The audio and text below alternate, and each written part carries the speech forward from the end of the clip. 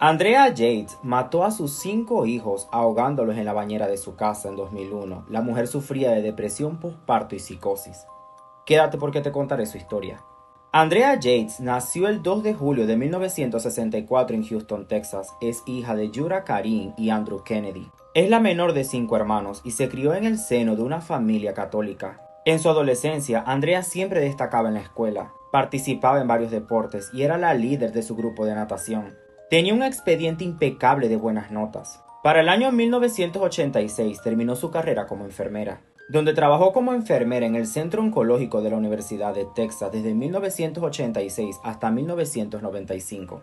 En el verano del 89, Andrea conoce a Russell Yates, de 25 años, y un tiempo después se fueron a vivir juntos. Terminaron casándose el 17 de abril de 1993. Ambos soñaban con formar una familia numerosa, con principios católicos y con nombres bíblicos. En aquel momento, Russell y Andrea dijeron que ellos tendrían tantos hijos como la naturaleza les permitiera. Para pensar. Más tarde compraron una pequeña casa en la ciudad de Friendswood. Tras el nacimiento de su primer hijo, Noah, en febrero del 94, Russell aceptó un trabajo en Florida y se mudó con su familia a una pequeña caravana en Seminole. La pareja no tenía mucho dinero y Andrea se encargaba de criar y educar a Noah en casa mientras Russell trabajaba afuera. Tras el nacimiento de su tercer hijo, Paul, regresaron a Houston y compraron una autocaravana.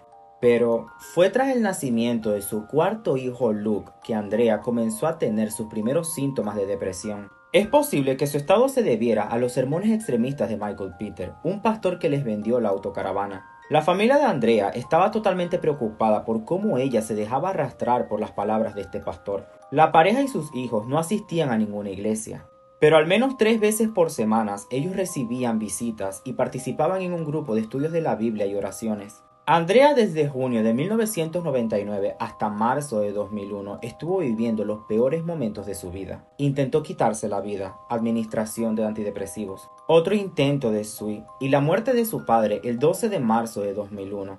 El 20 de junio de 2001, Andrea ahogó a sus 5 hijos que tenían entre 6 meses y 7 años en la bañera de su casa. La madre empezó por ahogar a María, que solo tenía 6 meses, hasta llegar al hijo mayor, Noah, que tenía 7 años. En una declaración a la policía dijo que matar a Noah fue muy doloroso, ya que él estaba siendo un gran hermano mayor. Incluso le suplicó para que Noah le pidiera perdón a ella, mientras lo estaba ahogando. En la casa habían huellas de pisadas húmedas, lo que indicaba que los niños se dieron cuenta de lo que estaba ocurriendo e intentaron escapar. La autopsia también reveló que tenían hematomas cerebrales, lo que daba a entender que lucharon por su vida y forcejearon antes de morir. Curiosamente, el perro de la familia, que siempre estaba suelto, ese día estaba encadenado. Se cree que Andrea fue muy meticulosa para que nadie la interrumpiera. Poco después llamó a la policía y luego llamó a su esposo, que para aquel entonces trabajaba como ingeniero en la NASA, y solo le dijo 3 palabras: es la hora. Los trastornos mentales de Andrea la llevaron a creer que sus hijos estaban bajo la influencia de un ser superior. Creía que matándolos cuando aún eran niños podrían preservar su inocencia y así derrotar al diablo, como ella misma le decía. También consideraba que no era muy buena madre. Pero lo escalofriante fue lo que Andrea le dijo al psiquiatra en la cárcel. Era el 7º pecado mortal, mis hijos no eran justos y ellos tropezaron porque yo estaba equivocada. En la forma en que los estaba criando, no podrían salvarse nunca y estaban encadenados a sufrir en las llamas del infierno. Russell, por otra parte, nunca estuvo pendiente del cuidado y la educación de sus hijos. Tampoco ayudaba a Andrea para nada. Como no iban a la escuela, Andrea se encargaba de educarlos en casa. Su marido decía que él no quería que ellos estuvieran envueltos con otras personas que los pudieran desviar del camino correcto. Para pensar. A raíz de toda esta situación, Andrea terminó aislándose ella y sus 5 hijos. Según su esposo, ellos tenían que seguir el estilo de vida Kiberful. Contexto. Eso es algo que anima a las parejas a tener muchos hijos, algo que siempre ha sido importante para Russell. Russell, a pesar de que se le había aconsejado el médico de Andrea, comenzó a dejarla sola con los niños las semanas previas a los ahogamientos. Esto lo hizo para mejorar la independencia de su mujer. Le dijo a sus familiares que la intención que él tenía era que Andrea se independizara sin depender tanto de él y de su madre. Todo esto lo hacía 1 hora en la mañana y 1 hora en la tarde. Sin embargo, la psiquiatra Melissa Ferguson reveló algo muy interesante. Le dijo a Russell que ya no quería tener relaciones sexuales porque el Dr. Starbranch le había dicho que eso le haría daño a los niños.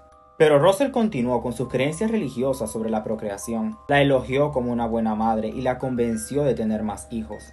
En marzo de 2002, el jurado denegó la defensa por demencia y declaró a Andrea culpable. El tribunal condenó a Andrea a cadena perpetua con la posibilidad de libertad condicional a los 40 años. Sin embargo, esa sentencia fue anulada en 2005 ya que el Dr. Spark había dado un falso testimonio. El 9 de enero de 2006 se declaró a Andrea no culpable por motivos de demencia. El 1 de febrero de 2006 fue puesta en libertad pero con la condición de que ingresara a un centro de salud mental. El 26 de julio de 2006, después de 3 días de deliberaciones, se declaró a Andrea no culpable por razones de demencia. En consecuencia a esto, fue ingresada en el Hospital del Norte de Texas. En enero de 2007 fue trasladada a otro hospital pero de mínima seguridad. Andrea tuvo la oportunidad de apelar por su libertad y vivir en la sociedad, pero no lo hizo.